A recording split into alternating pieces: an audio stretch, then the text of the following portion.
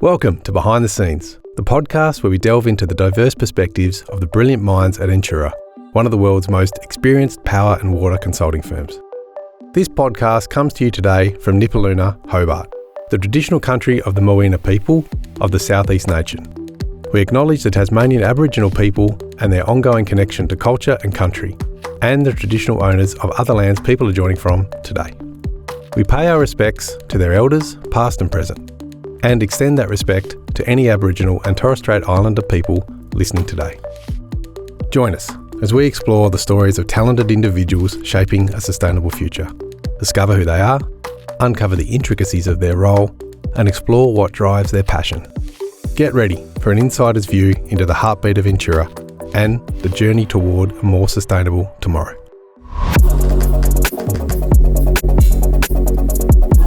Greg Koppens is a principal hybrid and renewables engineer with more than 20 years' experience. He enjoys complex problem solving, from his early days repairing analogue amplifiers to building renewable energy systems to power remote mine sites. Greg is a wealth of knowledge and creativity, and we are very pleased he's transitioned from the LNG industry to lead innovation in the renewable space. Greg, welcome. Thank you. First question I want to ask you today, who are you? I guess I'm a lot of things. So I'm a father, I'm a creative type of person. So I like looking at problems and coming up with ways to solve the problems, apply technical skills to things to find new ways to solve them. And I'm not just talking about engineering, I'm talking about like all sorts of aspects of my life. So music, sport, sort of love creativity and trying new things, extracting sort of joy out of it by experimenting with what can be done in that area. I really like I'm sort of driven by achievement as well. So I'll take up like a sort of a new pursuit, and I'll love to extend myself and achieve in that area. Not necessarily do the same thing for like decades at a time. Do something for a few years, get a lot out of it. And I also like to interlink things. So I love the sort of connection between what may seem like really strange multiple things in my life that you might think are really crazy for me to be doing, to be a person that does both of those things, but there's a lot of interconnections. So for example, I do the sport of powerlifting, but I also am into music, and I do classical piano and pipe organ. And you might look at those two things and you go, that is totally bizarre. There's no connection between that. Why on earth would you do both of those things in your life? But there's a lot of connections. There's a lot of, and there's so many other things where you can sort of link one thing to the other. Interesting. So what's your discipline? What's your technical background? So electrical engineering. Mm-hmm. I guess I didn't start trying to do like power engineering. So I started off being an electronics engineer. So my passion as a teenager was in analog electronics, and then it really wasn't until probably second year of working full time that I started to use like the power engineering skills and sort of develop that. So I was initially an instrumentation engineer with like an electronics, it was an electrical/electronics degree. I thought I was going to be doing analog electronics. So as a teenager I was into like guitar amps and hi-fi with valves. Still the best sort of sound. Fantastic. Yeah, I mean, we can talk about that for 5 hours if you want. You can do the entire podcast about valve amps. But so that was my passion as a teenager. Love analog electronics, love hi-fi. That was the passion that drove me to do an engineering degree in electrical electronics. I did the electrical at uni because it was compulsory, and it wasn't until sort of a couple of years out of uni that there was vacancies in the electrical area, and I kind of discovered how cool that was and how connected, like I was saying before, how connected the the analog electronics is with electrical power, and there's a lot more sort of cool stuff to electrical power than what meets the eyes.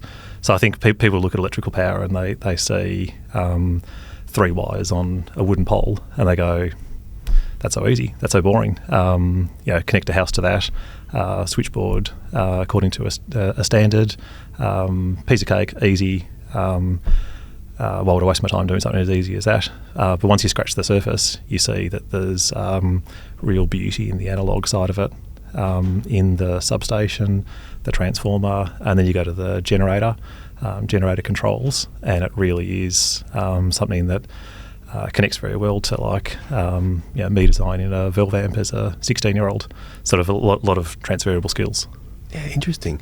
So going back to those school days, when you were messing around with the valve amps, were you also excelling, or did you have a kind of natural tendency towards mathematics and STEM subjects? Definitely, yeah. So I was always excelling at the maths. Always ahead of the curve on the maths at school. Loved it, still do.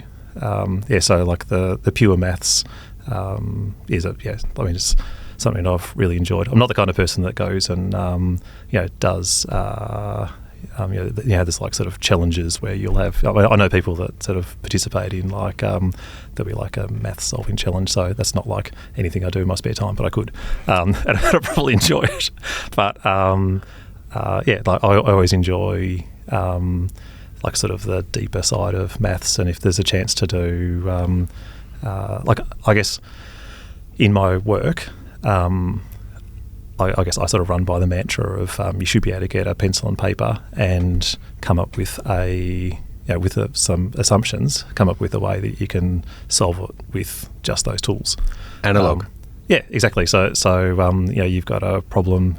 So my opinion is we depend way too much on computerised modelling to solve our problems. Computerised modelling is beautiful, and it will give you high degree of precision answers. It'll also solve a lot of complex problems where you want to do the same thing 1,000 times. Don't get your pencil and paper out and do the same problem 1,000 times, but you should be able to do it once. So if you're faced with a challenge, and I guess this is probably for the younger engineers, you must be able to solve it with a pencil and paper. And if your answer is I don't know how to do that, I need to fire up a computerised modelling package and come up with my answer, then that's something you need to work on. I have heard it said that a lot of the skill in engineering is knowing why the computer is wrong. Oh yeah, and with a modelling package, you'll have 1,000 parameters that it gives you to enter. You're not going to be able to interrogate each one of those fields and research exactly what the number is that's got to go into that field. You have to leave some of them as default and then configure some of them as the number that you have chosen it to be, and the judgment to know which are the ones that warrant my time is that's a major part of the skill, and getting the answer that you want. If you've got a default value in one of those thousands of parameters, it'll give you the wrong answer, and you won't know what's giving you the wrong answer, and you'll never have the time to dig into the weeds to work that out. So that's why, my opinion is, get the pencil and paper out, get the physical principles behind it, understand the maths, come up with the answer, and your assumptions that you put in that might simplify it, but it'll give you a pretty close answer to what you want. And the thing is, if you're working with a client and you're at the early stage of a project, that's what they want. They want that ingenuity. I say it all the time that the word engineer comes from the same derivation as the word ingenuity. So it's your job to be ingenious as an engineer. It's not your job to enter data into a machine that then spits out an answer. The value that you add is ingenuity. So with that computer-based side of things, how do you see AI is affecting what we do now, and then how it's going to affect what we do into the future? Yeah. So it's still early days with AI in terms of engineering. I guess my thoughts are probably, I guess, showing my age a bit. My thoughts are I'm very sceptical about AI in general, and my approach to it is that I would be very willing to use it and have that as a source of some sort of data and outputs and analysis, and it gives you a lot of outputs, then fantastic. I'll welcome those outputs. However, there's a step of human validation that's involved in it. So I think a human being needs to have a look at the outputs and question the outputs as to whether it actually solves the problem in the first place. Have some sort of way to go the question, the answer, and there was some kind of like unknown in between, and then have a look at the answer, and then bypass all this AI process and interrogate whether does that answer actually answer the question. So back to the paper and pencil method. Yeah, bypass the entire process and check. Can you actually verify the answer that it's given you actually has answered the question? So I think I came across my first AI experience maybe 10 years ago-ish, when I heard that so I was working in a different company, and I think a lot of companies use this in their HR, in recruitment. There's a tool, I can't remember the name of the tool, there's a tool that's used to screen CVs. So you'll have a vacancy open and the CVs will be coming through, and that tool will go, you throw in 1,000 CVs and it will give you the 50 or so that is worth a human being looking at. The other ones will just never be seen. And it sort of became common knowledge that CVs that weren't in the correct format or didn't have the correct buzzwords didn't make it through. And so applicants that were clever enough to know how to game the AI were coached on what to write on the CVs to be able to get through. I never really liked that. So that sort of gets to the next point I wanted to make about the AI, which is you definitely need to have a way to see what's behind the curtain. So this is like not in my area of expertise, but I've heard that there was some kind of a legal process when they were looking at legal cases, and the AI machine was looking at the name, and if the name was a sort of more name that wasn't associated with certain things, then it would turn certain outputs. So the actual AI machine was being racist, it was being sexist, it was having all sorts of bias behind the scenes, but no one knew it. And it wasn't until someone actually said, this is really inconsistent, let's look behind the curtain, what's it actually doing, then they could actually find out that it was pattern matching against these things which were really unethical. But no one knew it. So I guess that's another concern I have with ethics is if there's an ethical consideration that's there, a human being will always apply their ethics to a situation, whereas a machine won't.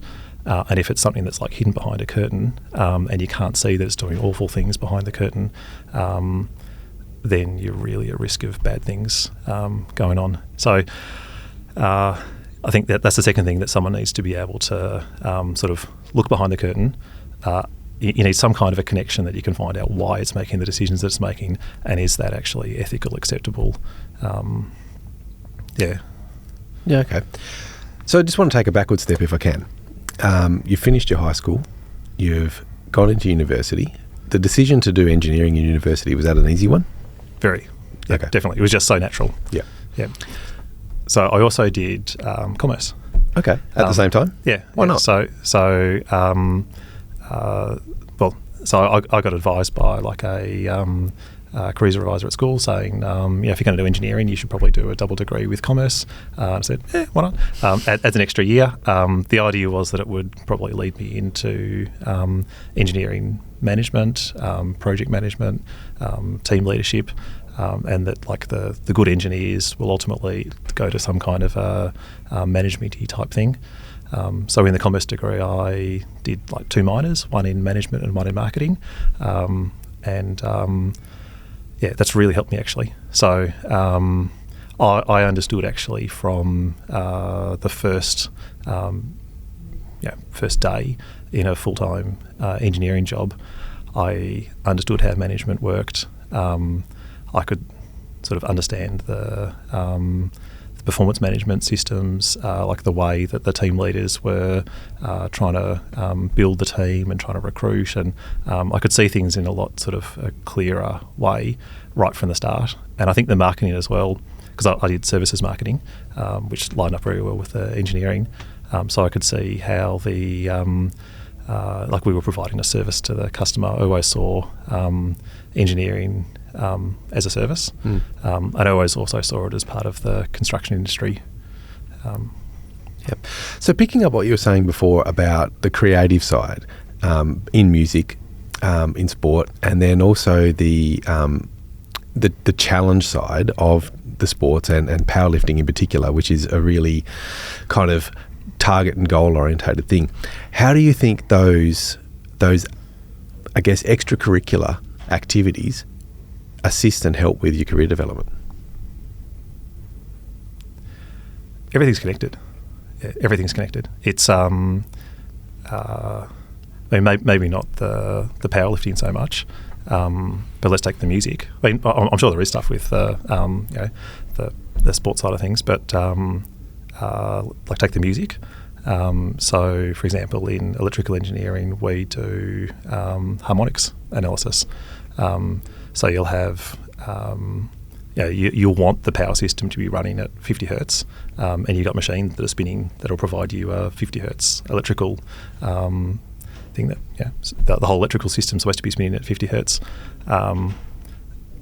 So in just in everything in nature, you'll get things happening at harmonics of that. So you'll get stuff that's double that speed, so 100 hertz. You'll have things that are triple that speed, 150 hertz. And that's just to do with just the nature of vibrating and rotating things. So if you pluck a string, you'll get the string vibrating in half. It'll vibrate in thirds. So if you have a power system that's going to 50 hertz, you'll have that. You'll have all those harmonics. So the way that I think about harmonics connects a lot with between the music and the electrics. And I guess the way you think about it is very similar. So I'll think about like a third harmonic the same way in music as I do in electrics. So I think of like that note that's like a harmony. Okay, Greg, so finishing up your university, your double degree, where did you head then? Yeah, so I guess I wanted to do VAC program. So I heard it was a good idea to do like in the second last summer of your uni course. You do like a 3-month summer vacation program. So I was sort of on the lookout for vacation work, and there was like notices up on the pin boards at uni. So there was one there, and I applied, and I got straight in. So just sort of fell into it, and so it was a job at Worley Parsons, Worley back then. So took up that vacation program, and what they actually got me to do was coding. So I was coding like a automation tool for one of their sort of internal systems. So I did that for 3 months. It sounds like you would have relished that opportunity. Yeah, I loved it. Yeah. And actually, like I sort of went into, like when you're doing coding, you kind of go into like a different sort of dimension. Like sort of like you get absorbed by the computer and headphones on. Yeah, exactly. Nothing else exists for you come up for air and it'll be like 5 p.m. and the day's gone. And so I really enjoyed that. And that was actually interfacing to a SAP database, the really old school SAP that was like green letters on a black screen.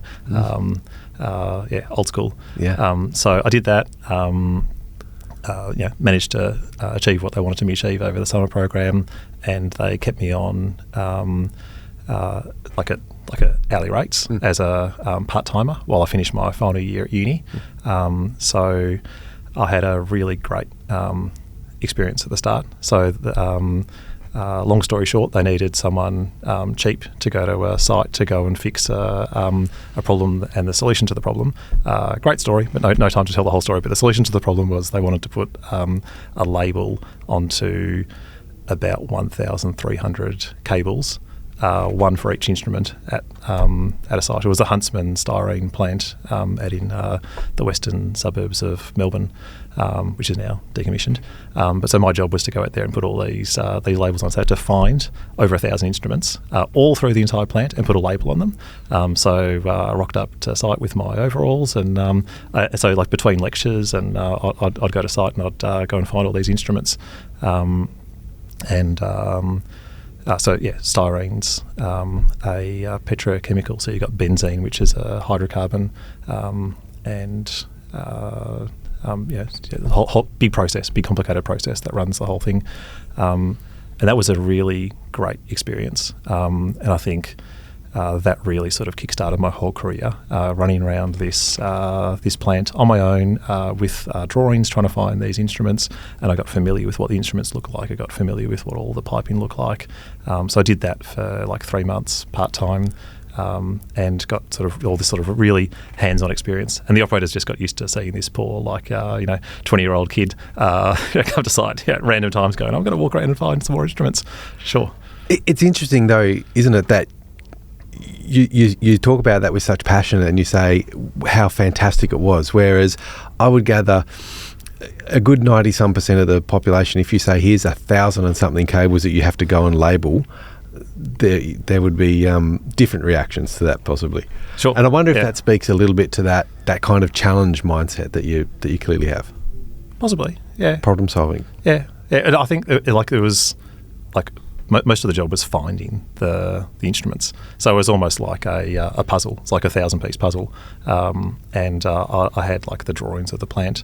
And so I kind of had to work out how the plant worked, because I have like what they call the P&ID, which shows you where the vessels are and the pipes, and where the instrument is in a general sense. And you sort of have to walk along that pipe until you find like a blue blob on the pipe, and you go, oh, that's my pressure transmitter. But at the end of the process, like at the end of the 3 months, I had a pretty good idea on how the entire styrene plant worked. Like all the process fluids that were running through it, all the instrumentation. There's some pretty cool stuff going on. There was a reactor there that ran at 800 Celsius.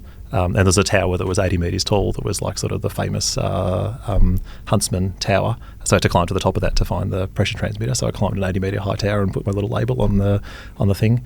And so like I went from like this guy who was making valve amps in my garage to understanding what heaps and heaps of instruments were and what they look like and what was a good way to install them, and accessibility issues. So I sort of got this like 3-month like crash course in process instrumentation, and then I went. So I sort of carried on that sort of final year. They kept me on like part-time, and then I got accepted into the graduate program. So coming across to Entura from the petrochemical industry, was there a particular draw, or was there a particular reason you came across? Absolutely, yeah. So I carried on with oil and gas. So I did did a number of projects and did some really interesting, amazing projects. There was one time where one of my colleagues actually said to me, "Isn't this great that the customers spent $4 billion on this playground so we can have so much fun?" Had a very interesting career in oil and gas. I worked in offshore platforms. It was part of the Cupertino-Tarum project in Bass Strait, big upgrade there.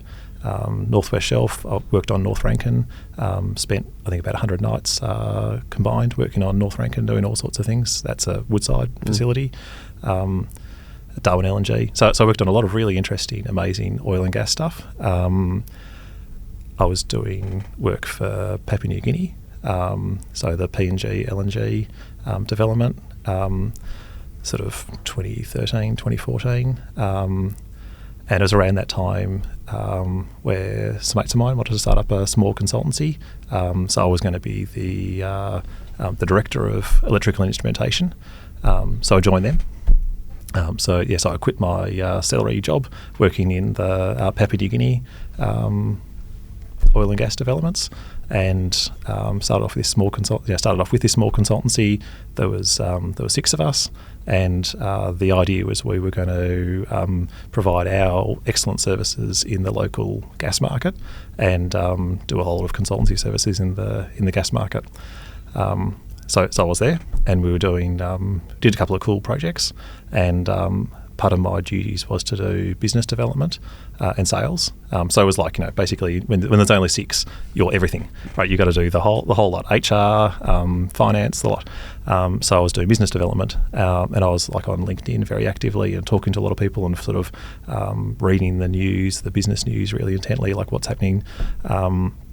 And there was more and more. This is 2016-ish. There was more and more talk about what's happening in renewables, and this is when renewables was just starting to kick off. So I started to be interested in renewables. I was looking more and more into it, and got out my pencil and paper, and I also had a look at one of the local wind farms that had just been commissioned. And it was publicly available what the total investment was, and how many megawatt hours it would generate, what the model of wind turbine was. So I started to get my pencil and paper out, and I started to write out some figures. So how much money would it make? What's the spot price of electricity? And I sort of got to the bottom of the page, and I said, this thing's going to actually make decent money. So despite when you're in the oil and gas industry, there's a lot of sort of confirmation bias of we're the only ones who can produce decent amount of power. And one of my colleagues in the gas industry said the whole thing's pissing into the wind. We're spending a lot of money and we're not going to get any actual power out of it. I crunched the numbers. It was actually like a proper amount of power. Like it was serious power that's coming out of this wind farm. And I looked at the amount of capital that's invested in it, and I was like, this actually is. It works, and it's going to make money. So I got more and more interested. I got a little bit interested in the solar farms as well. At that stage, the solar farms weren't as financially viable, but they are now. Like it only took a couple more years before sort of the numbers worked for solar farms as well. So I guess I could see that it was actually possible, and I'd always wanted to not be part of the oil and gas industry, because we always knew that we were helping take the world in the wrong direction.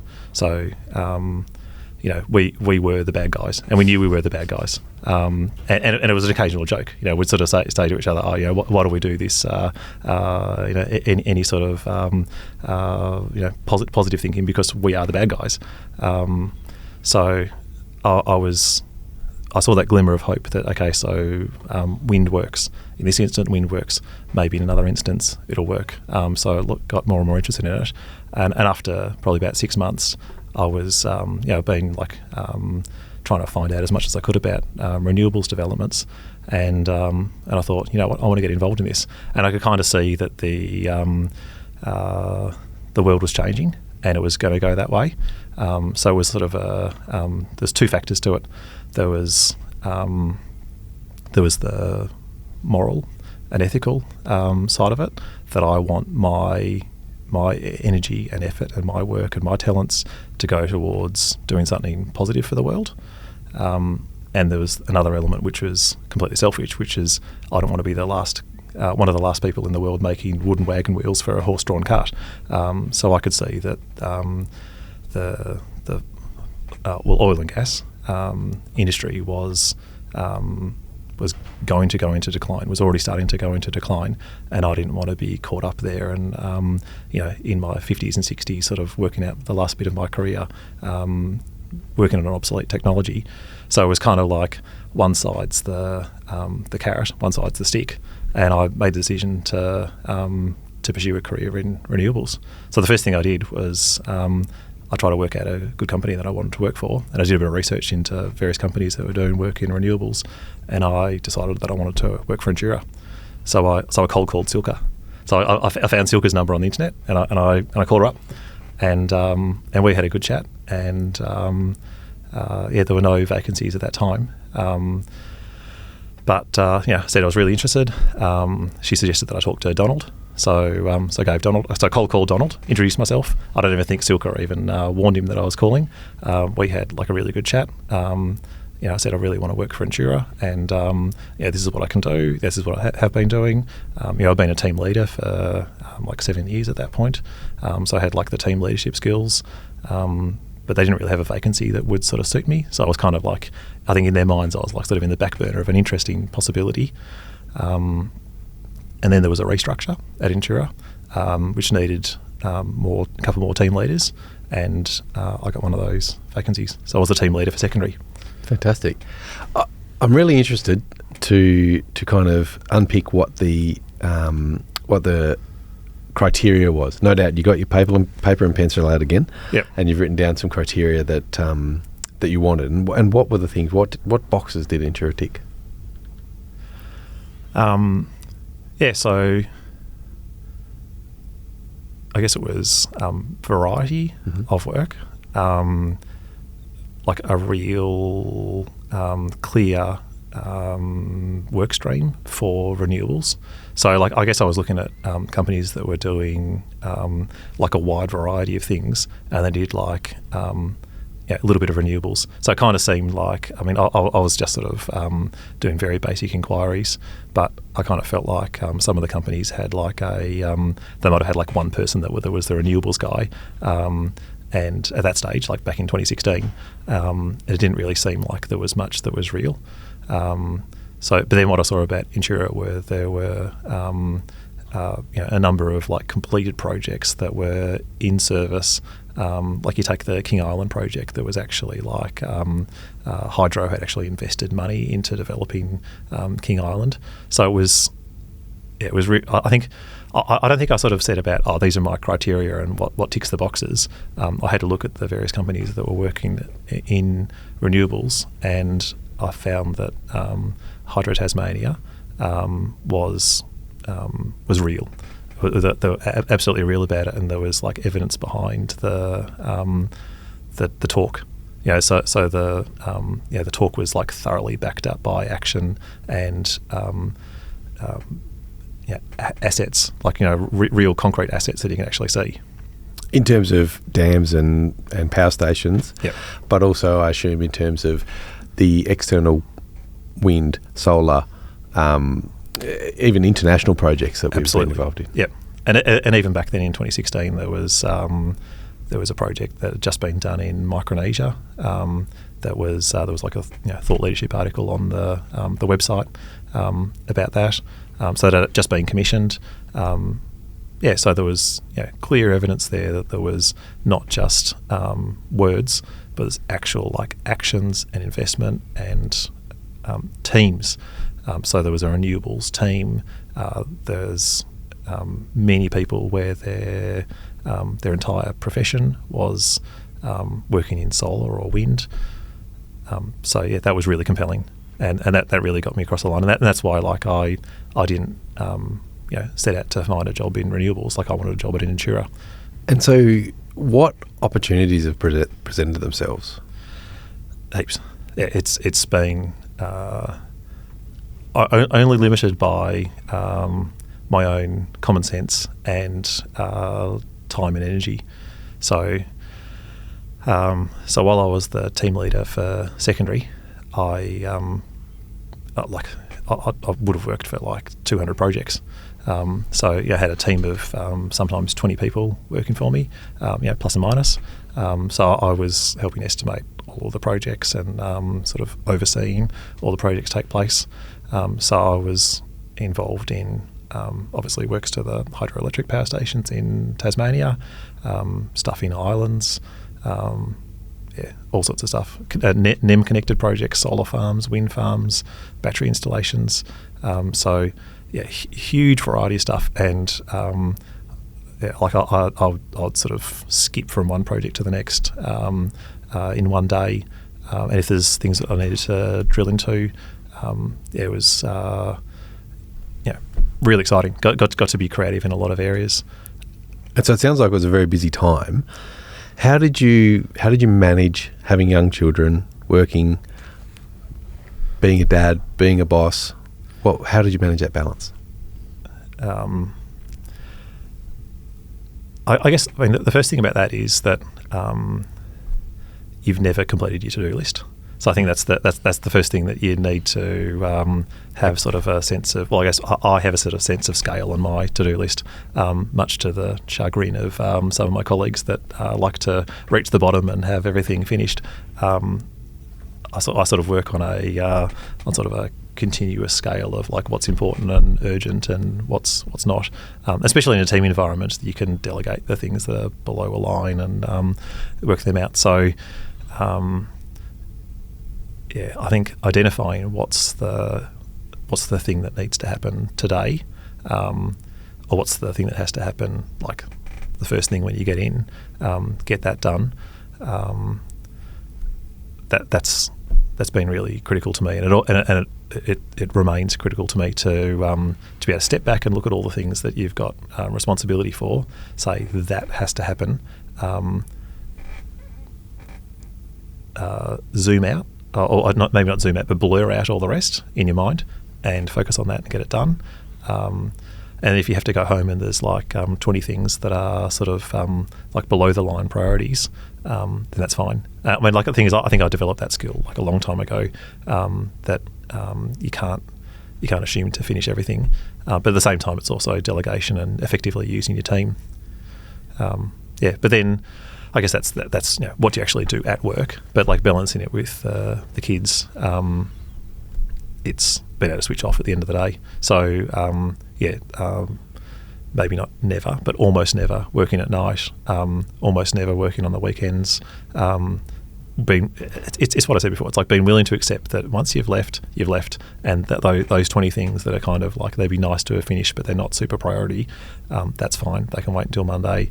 If you need to tell someone that something's going to be at a certain time that's not exactly the deadline that you promised, negotiate it in advance. So you're not trying to work ridiculous hours. So what does the next 5 years look like for you, Greg? Right. Okay. So let me take a run up to that. The stuff that I've been doing for like the last 3 years is the hybrid off-grid power systems. So I haven't even talked about it at all yet, but that's the thing that I specialise in now, which is hybrid off-grid systems. So mostly for mine sites, but doesn't necessarily have to be a mine site. I've been helping with the planning at the start. So a customer wants to build an off-grid system and they have an idea for how much wind, solar, battery, diesel generators, controller, here's the mix. So I've been doing power system studies to look at whether that would be their extremely high requirements for reliability and under certain fault conditions, doing all the studies of all the analysis of all that. So I've been working with that, and I've been working with implementing controllers. So you'll always have like a controller that runs the whole system, that sort of conducts the orchestra, says less solar, charge the battery a bit more, start a diesel generator. So I'm working in the implementation of those controllers. So I've been from the secondary, the team leader of secondary, I sort of naturally fell into that because of my skills. So knowing about how to set up a diesel generator, and then I picked up on the job how to do battery storage systems and solar farms and wind and everything. So I sort of became very balanced at like all these things, implementing the switchgear. So that's sort of where I am, that I've got like this very broad skill set of all of these parts of a hybrid power system, of which there are many, many little bits. How does a gas engine generator work, and what's its pros and cons? So I got to that point now, and I think where we're at right now is that it's becoming normal.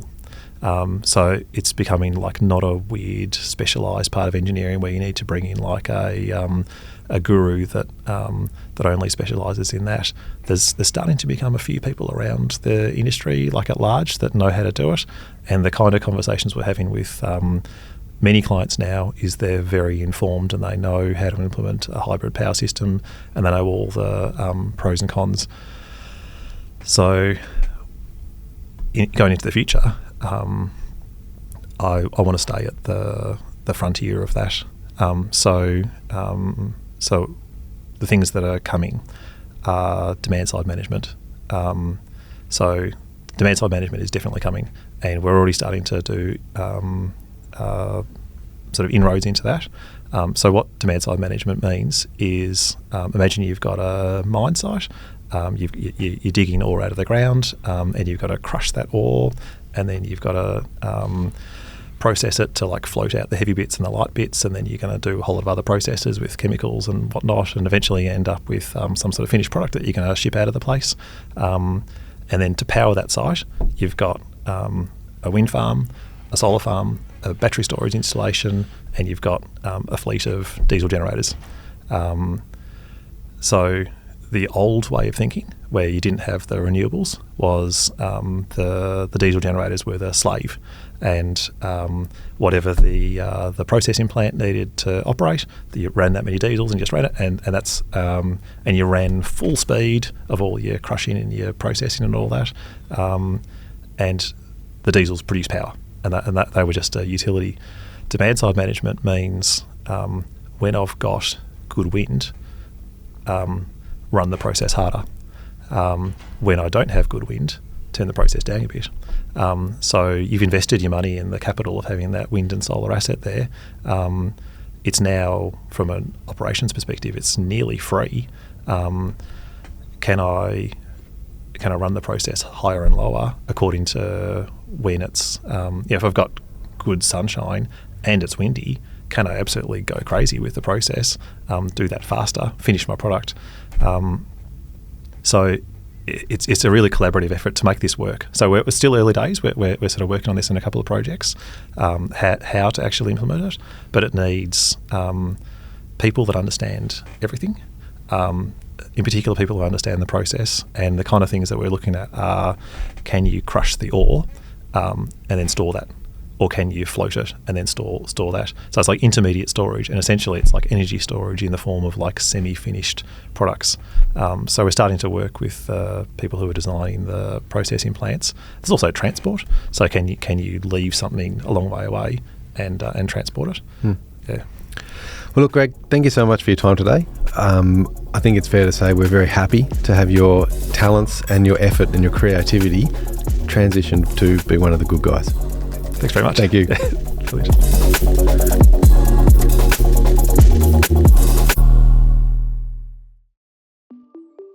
Thank you for joining us on this insightful journey behind the scenes at Entura.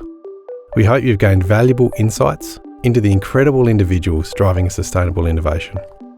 If you've enjoyed today's episode, don't forget to subscribe, rate, and leave a review. Stay tuned for more inspiring conversations as we continue to explore the people and stories shaping our sustainable future. Connect with us on LinkedIn and Facebook, and find out more about the work we do at entura.com.au. Until next time, this is Mark signing off from Entura's Behind the Scenes, where sustainability meets inspiration.